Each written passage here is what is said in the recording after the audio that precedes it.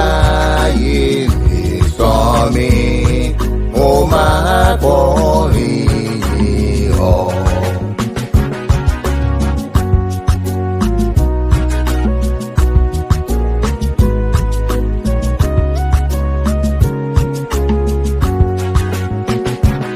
Lord, in the fullness of my mind, I will for thee be strong. While runneth while each daylight, to thee should soar my song.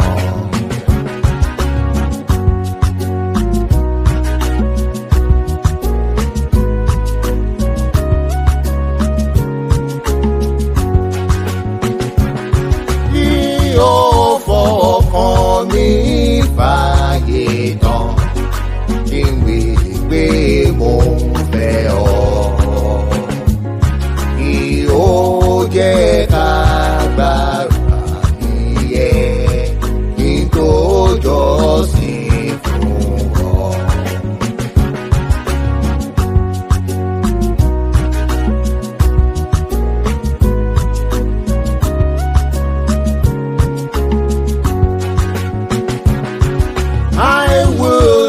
Give the world my eye, and then profess thy love.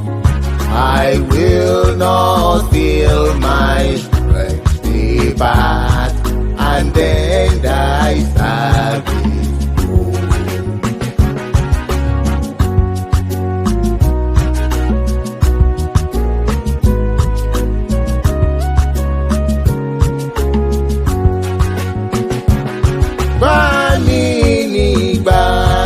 Aiye mi, bá mi yọ̀ ayọ̀ mi. Tirẹ lógo owurọ mi, atẹ́gùn ọkàn mi.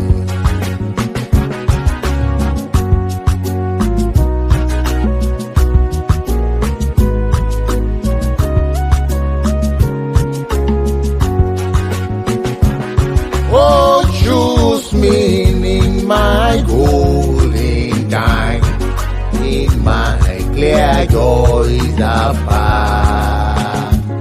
For thee the glory of my prime, the fullness of my heart.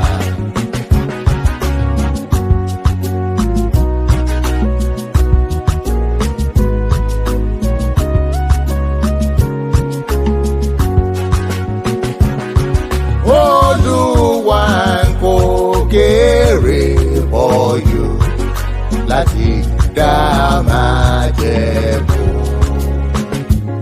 Banujẹ kò lè ọkàn náà, tó tètè kọfẹ́ ọ.